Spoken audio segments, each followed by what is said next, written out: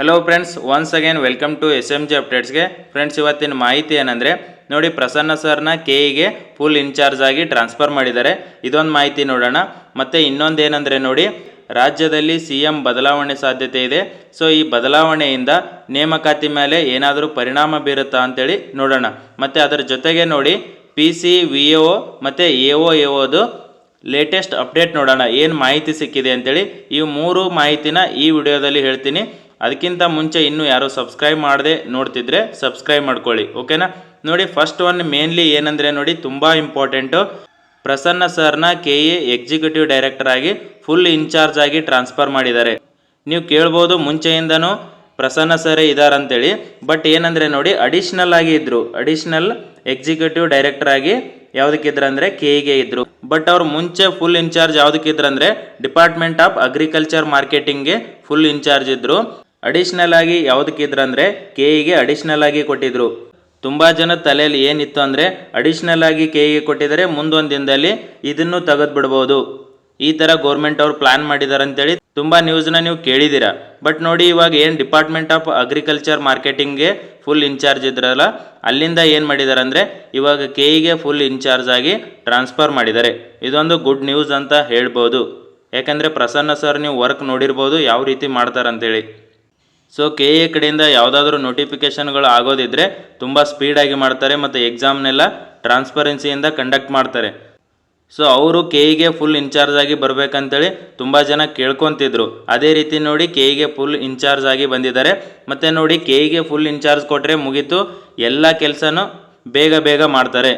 ನೋಡಿ, ಇವಾಗ ಯಾವುದಂದರೆ AOದು ಮತ್ತು AOದು ರೀನೋಟಿಫಿಕೇಷನ್ ಇದೆ. AO ಮತ್ತು AOದು ಇದನ್ನು ರೀನೋಟಿಫಿಕೇಷನ್ ಯಾವಾಗ ಮಾಡ್ತಾರಂತ ಇನ್ಫಾರ್ಮೇಷನ್ ಸಿಕ್ಕಿದೆ ಅಂದರೆ ಜೂನ್ ಫಸ್ಟ್ ವೀಕ್ ಒಳಗಡೆ ಇದನ್ನು ರೀನೋಟಿಫಿಕೇಷನ್ ಮಾಡ್ತಾರಂತೇಳಿ ಮಾಹಿತಿ ಸಿಕ್ಕಿದೆ. ನೋಡಿ, ಯಾವುದು ಅಂದರೆ AO ಮತ್ತು AOದು. ಇದು AO ಮತ್ತು AO ಬಿಟ್ಟರೆ ಇನ್ನೊಂದು VO ನೋಟಿಫಿಕೇಷನ್ ನೋಡಿ. VO ಹೊಸದಾಗಿ ಮಾಡಬೇಕು, 500 ಹುದ್ದೆಗಳದಿದೆ. ಈ VO 500 ಹುದ್ದೆಗಳಿಗೆ ಇನ್ನೂ ಸ್ವಲ್ಪ ಪೋಸ್ಟ್ಗಳನ್ನು ಸೇರಿಸ್ಬೇಕಂತೇಳಿ ಬೇಡಿಕೆ ಇತ್ತು. ಬಟ್ ನೋಡಿ, ಇನ್ನೂ ಹುದ್ದೆಗಳನ್ನು ಸೇರಿಸ್ಬೇಕಂದ್ರೆ ಅವರು ತುಂಬ ಡಿಲೇ ಮಾಡ್ತಾರೆ. ಯಾಕೆಂದರೆ ಫಿನಾನ್ಷಿಯಲ್ ಅಪ್ರೂವಲ್ ಸಿಕ್ಕಿರೋದೆ 500 ಹುದ್ದೆಗಳು. ಮತ್ತೆ ಜಾಸ್ತಿ ಮಾಡಬೇಕಂದ್ರೆ ಅದಕ್ಕೆ ಮತ್ತೆ ಫಿನಾನ್ಷಿಯಲ್ ಅಪ್ರೂವಲ್ ತೊಗೋಬೇಕಾಗತ್ತೆ. ಸೊ ಡಿಲೇ ಆಗುತ್ತೆ. ಈ 500 ಹುದ್ದೆದು ಏನಿದೆಯಲ್ಲ, ಇದೊಂದು ನೋಟಿಫಿಕೇಷನ್ ಮಾಡಿದ್ರೆ ಬೆಸ್ಟ್ ಆಗುತ್ತೆ. ನೋಡಿ, VOದು ಏನಂದರೆ ಆದಷ್ಟು ಬೇಗ ನೋಟಿಫಿಕೇಷನ್ನ ಮಾಡ್ತೀವಿ ಅಂತ ಹೇಳಿದ್ದಾರೆ. ಇದು KE ಕಡೆಯಿಂದ ಆಗುತ್ತೆ. ಯಾಕಂದರೆ ಇವಾಗ ಪ್ರಸನ್ನ ಸರ್ಗೆ ಫುಲ್ ಇನ್ಚಾರ್ಜ್ ಸಿಕ್ಕ ಮೇಲೆ ಫಾಸ್ಟಾಗೆ ನೋಟಿಫಿಕೇಷನ್ಗಳನ್ನು ಮಾಡ್ತಾರೆ.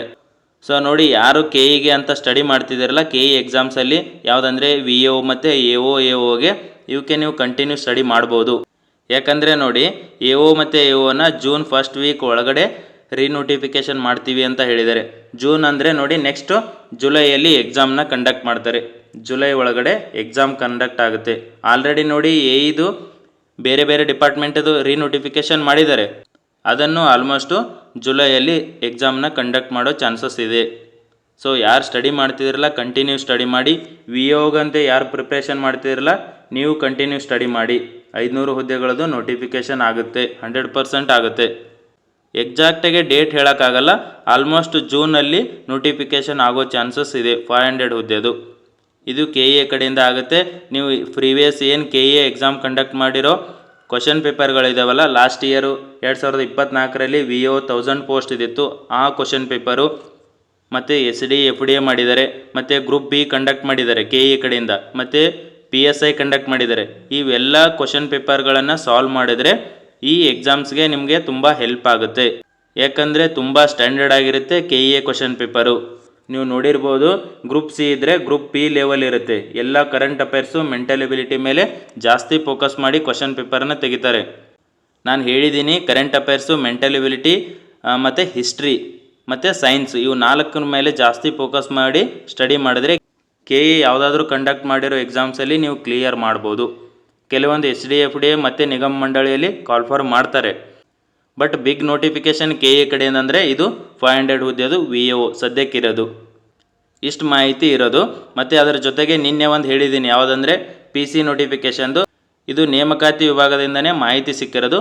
10 ದಿನಗಳೊಳಗನೆ PC ನೋಟಿಫಿಕೇಷನ್ನ ಮಾಡ್ತೀವಿ ಅಂತ ಹೇಳಿದ್ದಾರೆ. PCದು ಏನು ಪ್ರೊಸೆಸ್ ಇತ್ತಲ್ಲ, ಆ 400 ಬಿಂದುದು ಏನು ತಿದ್ದುಪಡಿ ಆಗಿತ್ತು ಅದನ್ನೆಲ್ಲ ಅಪ್ಡೇಟ್ ಮಾಡ್ಕೋಬೇಕಂತೇಳಿ ನಿನ್ನೆ ಪೊಲೀಸ್ ಇಲಾಖೆಯಿಂದ ಅಪ್ಡೇಟ್ ಆಗಿದೆ. ಸೊ ಇಷ್ಟು ವಿ ಒ ಪಿ ಸಿ ಮತ್ತು ಎ ಒದು ಮಾಹಿತಿ ಇದೆ ನೋಡಿ. ಮತ್ತು ಪ್ರಸನ್ನ ಸರು ಫುಲ್ ಇನ್ಚಾರ್ಜ್ ಕೆ ಇಗೆ ಬಂದಿರೋದು ಒಂದು ಗುಡ್ ನ್ಯೂಸ್ ನೋಡಿ. ಸ್ಟೂಡೆಂಟ್ಗಳಿಗೆ ತುಂಬ ಹೆಲ್ಪ್ ಆಗುತ್ತೆ ನೋಡಿ. ಯಾರು ಕೆ ಇಗೆ ಓದ್ತಿದ್ದೀರಲ್ಲ ನೀವು ಕಂಟಿನ್ಯೂ ಸ್ಟಡಿ ಮಾಡ್ಬೋದು. ಮತ್ತು ಕೆ ಪಿ ಎಸ್ ಸಿಯಿಂದ ಇನ್ನೊಂದು ಯಾವುದಂದರೆ ಲ್ಯಾಂಡ್ ಸರ್ವೇರ್ ಹುದ್ದೆನ ಕೆ ಇಗೆ ಟ್ರಾನ್ಸ್ಫರ್ ಮಾಡ್ಬೇಕಂತೇಳಿ ತುಂಬ ಬೇಡಿಕೆ ಇದೆ. ಸೊ ಅದನ್ನು ಕೆ ಪಿ ಎಸ್ ಸಿಯಿಂದ ಕೆ ಇಗೆ ಟ್ರಾನ್ಸ್ಫರ್ ಆಗಿದೆ ಅಂತೇಳಿ ನ್ಯೂಸ್ ಬಂದಿತ್ತು. ಬಟ್ ಇನ್ನೂ ಅಫಿಷಿಯಲ್ ಆಗಿ ಬಂದ ಮೇಲೆ ನಂಬಿ ಅಂತ ನಾನು ಹೇಳಿದ್ದೆ. ಅಫಿಷಿಯಲ್ ಬಂದ ಮೇಲೇ ನಂಬಿ. ಇನ್ ಕೇಸ್ ಕೆ ಇಗೆ ಬಂದರೆ ಅದನ್ನು ತುಂಬ ಸ್ಪೀಡಾಗಿ ನೋಟಿಫಿಕೇಷನ್ ಮಾಡಿ ಎಕ್ಸಾಮ್ನ ಕಂಡಕ್ಟ್ ಮಾಡ್ತಾರೆ. ಸೊ ಇಷ್ಟು ಮಾಹಿತಿ ಇರೋದು. ಇನ್ನೊಂದು ಮಾಹಿತಿ ಏನಂದರೆ ನೋಡಿ, ನೀವು ಸ್ಟೇಟಲ್ಲಿ ನೋಡಿರ್ಬೋದು ಸಿ ಎಮ್ ಬದಲಾವಣೆ ಸಾಧ್ಯತೆ ಅಂತೇಳಿ ನ್ಯೂಸ್ನ ನೋಡಿರ್ತೀರ. So in case C M ಅವರು ಬದಲಾವಣೆ ಆದರೆ ನೇಮಕಾತಿಗಳ ಮೇಲೆ ಏನು ಪರಿಣಾಮ ಬೀರ್ಬೋದಂದರೆ ನೋಡಿ, ಏನಂದರೆ ನೋಡಿ, ಇವಾಗ ಏನು ಪ್ರೊಸೆಸಲ್ಲಿ ಇದಾವಲ್ಲ ಪಿ ಸಿ, ನೆಕ್ಸ್ಟ್ ಯಾವುದಂದರೆ ವಿ ಒ, ಮತ್ತು ಕೆಲವೊಂದು ರೀನೋಟಿಫಿಕೇಷನ್ ಇದೆ, ಲ್ಯಾಂಡ್ ಸರ್ವೇರ್ ಇದೆ, ಇ ಒ ಇದೆ. ಸೊ ಇವಕ್ಕೇನು ಪರಿಣಾಮ ಬೀರಲ್ಲ. ಯಾಕಂದರೆ ಇವು ಆಲ್ಮೋಸ್ಟ್ ಎಂಡಲ್ಲಿ ಬಂದಿದೆ, ಇವಾಗ ನೋಟಿಫಿಕೇಷನ್ ಮಾಡೋ ಸ್ಟೇಜಲ್ಲಿದ್ದಾವೆ. ಸೊ ಈ ನೋಟಿಫಿಕೇಷನ್ಗಳಿಗೆ ಸಿ ಎಮ್ ಬದಲಾವಣೆಯಿಂದ ಏನೂ ತೊಂದರೆ ಆಗಲ್ಲ, ಪ್ರಾಬ್ಲಮ್ ಆಗಲ್ಲ. ಬಟ್ ನೋಡಿ, ಹೊಸದಾಗಿ ಏನಾದರೂ ಅಪ್ರೂವಲ್ ಮಾಡಿ ಮತ್ತೆ ಹೊಸ ನೋಟಿಫಿಕೇಷನ್ ಮಾಡಬೇಕಂತ ಏನಿದಾವಲ್ಲ, ಸೊ ಅವಕ್ಕೆ ಸ್ವಲ್ಪ ಡಿಲೇ ಆಗ್ಬೋದು. ಬಟ್ ಪ್ರಾಬ್ಲಮ್ ಅಂದರೆ ಡಿಲೇ ಆಗ್ಬೋದು, ಮತ್ತು 1 ತಿಂಗಳು ಈ ಥರ ಮುಂದಕ್ಕೆ ಹೋಗ್ಬೋದು. But P C, V O, land surveyor, A O ಇವು ರೀನೋಟಿಫಿಕೇಷನ್ ಒಂದೆರಡು ಇದ್ದಾವೆ. ಮತ್ತು ಹೊಸದಾಗಿ ನೋಟಿಫಿಕೇಷನ್ ಮಾಡೋ ಪಿ ಸಿ, ವಿ ಒ ಇದೆ. ಸೊ ಇದು ಸದ್ಯಕ್ಕೆ ನೋಟಿಫಿಕೇಷನ್ನ ಮಾಡೇ ಮಾಡ್ತಾರೆ. ಸೊ ಈ ನೋಟಿಫಿಕೇಷನ್ಗಳಂತೇಳಿ ಯಾರು ಓದ್ತಿದ್ದೀರಲ್ಲ ನೀವು ಓದ್ಬೋದು, ಏನೂ ತೊಂದರೆ ಆಗಲ್ಲ. ಈ ನೋಟಿಫಿಕೇಷನ್ಗಳು ಬಿಟ್ಟು ಬೇರೆ ನೋಟಿಫಿಕೇಷನ್ಗಳಿಗೆ ಸ್ವಲ್ಪ ಡಿಲೇ ಆಗ್ಬೋದು.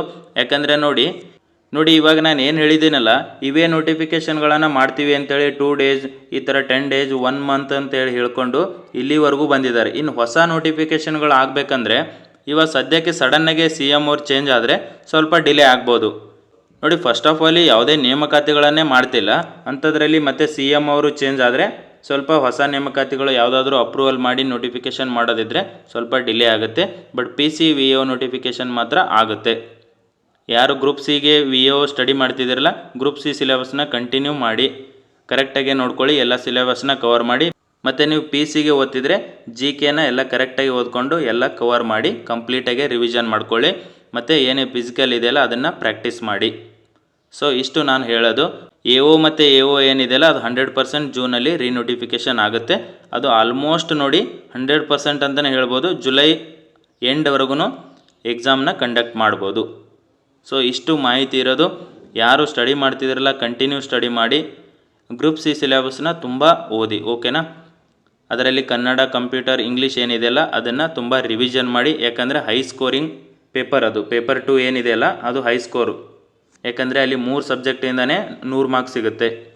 ಸೊ ನೋಡಿ, ನೀವು ಜಿ ಕೆ ಓದಬೇಕಂದ್ರೆ ಅಲ್ಲಿ ಕರೆಂಟ್ ಅಫೇರ್ಸ್, ಮೆಂಟಲ್ ಎಬಿಲಿಟಿನ ಜಾಸ್ತಿ ಓದಬೇಕು. ಕರೆಂಟ್ ಅಫೇರ್ಸ್ ಯಾವುದು ಓದಬೇಕಂತಲೇ ಗೊತ್ತಾಗಲ್ಲ. ಸೊ ತುಂಬ ಕ್ವಶನ್ಗಳನ್ನು ಕೇಳಿಬಿಡ್ತಾರೆ. ನೀವು ಓದಿರೋದು ಮ್ಯಾಗ್ಝಿನ್ಸ್ ಒಂದು ಓದಿರ್ತೀರ, ಸೊ ಅವರು ಬೇರೆ ಬೇರೆ ಕ್ವಶನ್ಸ್ಗಳನ್ನು ಕೇಳಿಬಿಡ್ತಾರೆ ನೋಡಿ. ನೀವು ಯಾವುದಾದ್ರೂ ಒಂದು ಸ್ಟ್ಯಾಂಡರ್ಡ್ ಮ್ಯಾಗ್ಝಿನ್ಸ್ ಓದ್ತಿದ್ರೆ ಅದನ್ನೇ ಏನು ಮಾಡಿ ಅಂದರೆ 3ರಿಂದ 4 ಟೈಮು ರಿವಿಷನ್ ಮಾಡಿ, ಅಷ್ಟೇ ಬೆಸ್ಟ್ ಆಗೋದು. ಇವಾಗ ಅರಿವು ಮ್ಯಾಗ್ಝಿನ್ಸ್ ಓದ್ತಿದ್ರೆ ಅದನ್ನೇ 3ರಿಂದ 4 ಟೈಮ್ನ ರಿವಿಷನ್ ಮಾಡಿ. 1 ಮಂತ್ ಮ್ಯಾಗ್ಝಿನ್ನು ಈ ಥರ ಪ್ರತಿ ಮಂತ್ ಮ್ಯಾಗ್ಝಿನ್ನು ಒಂದು 8ರಿಂದ 10 ತಿಂಗಳು ಮ್ಯಾಗ್ಝಿನ್ಸ್ಗಳನ್ನು ರಿವಿಷನ್ ಮಾಡ್ಕೊಳ್ಳಿ. ಕರೆಂಟ್ ಅಫೇರ್ಸ್ ಕವರ್ ಆಗುತ್ತೆ. ಮತ್ತು ಇನ್ನೊಂದು ಏನಂದರೆ ನೋಡಿ, ಸ್ಟೇಟಲ್ಲಿ ಮುಂದೆ ಯಾವುದಾದ್ರೂ ಎಕ್ಸಾಮ್ಸ್ಗಳನ್ನು ಕಂಡಕ್ಟ್ ಮಾಡಿದ್ರೆ ಅಲ್ಲಿ ಏನಂದರೆ ಇವಾಗ ರೀಸೆಂಟಾಗಿ U P S C prelims ಆಯ್ತಲ್ಲ, ಆ ಕ್ವಶನ್ಗಳನ್ನು ಒಂದೊಂದು ಕೇಳ್ಬೋದು ನೋಡಿ. So U P S C prelims question ಪೇಪರ್ನ ನೀಟಾಗಿ ಸಾಲ್ವ್ ಮಾಡ್ಕೊಳ್ಳಿ. ಕನ್ನಡದಲ್ಲಿನೂ ಇದೆ, ನಾನು ಟೆಲಿಗ್ರಾಮಲ್ಲಿನೂ ಹಾಕಿದ್ದೀನಿ. ಯಾರು ಕನ್ನಡದಲ್ಲಿ ಓದ್ತಿದ್ರೆ ಕನ್ನಡದಲ್ಲಿ ನೀವು ನೋಡ್ಕೋಬೋದು. ಸೊ ನೀವು ಸಾಲ್ವ್ ಮಾಡಿದ್ರೆ ಏನಾಗುತ್ತೆ, ಅಲ್ಲಿ ಸ್ಟೇಟ್ಮೆಂಟ್ಗಳನ್ನು ಕೊಟ್ಟಿರ್ತಾರೆ. ಸೊ ಒಂದೊಂದು ಸ್ಟೇಟ್ಮೆಂಟ್ಗಳನ್ನು ಎತ್ತಿ ಇಲ್ಲಿ ನಮ್ಮ ಸ್ಟೇಟ್ ಎಕ್ಸಾಮ್ಸಲ್ಲಿ ಹಾಕ್ಬೋದು. ಒಂದೇ ಸ್ಟೇಟ್ಮೆಂಟ್ನ ತೆಗೆದು ಇಲ್ಲಿ ಸ್ಟೇಟಲ್ಲಿ ಹಾಕೋ ಚಾನ್ಸಸ್ ಇದೆ. ಹಿಂದೇನೋ ಈ ಥರ ಮಾಡಿದ್ದಾರೆ. U P S C prelims ಆದ ನೆಕ್ಸ್ಟ್ ಯಾವುದಾದ್ರೂ ಸ್ಟೇಟಲ್ಲಿ ಎಕ್ಸಾಮ್ಸ್ ಆದರೆ ತುಂಬ ಕ್ವಶನ್ಗಳು ಬರ್ತವೆ. ಸೊ ಅದ್ರ ಸಲುವಾಗಿ ಇದು U P S C question ಪೇಪರ್ನ ನೀಟಾಗಿ ಸಾಲ್ವ್ ಮಾಡ್ಕೊಳ್ಳಿ, ಓಕೆನಾ. ನೋಡಿ, ಇಷ್ಟು ಇವತ್ತಿನ ಮಾಹಿತಿ ಇದೆ. ನೆಕ್ಸ್ಟ್ ಏನಾದರೂ ಇನ್ಫಾರ್ಮೇಷನ್ ಸಿಕ್ಕರೆ ಅಪ್ಡೇಟ್ ಮಾಡ್ತಿರ್ತೀನಿ. ನಿಮ್ಮ ಸ್ಟಡಿ ಏನಿದೆಯಲ್ಲ ಇದನ್ನು ಕಂಟಿನ್ಯೂ ಮಾಡಿ. ಮತ್ತೆ ಮುಂದಿನ ವಿಡಿಯೋದಲ್ಲಿ ಸಿಗೋಣ, ಓಕೆನಾ. Thank you friends.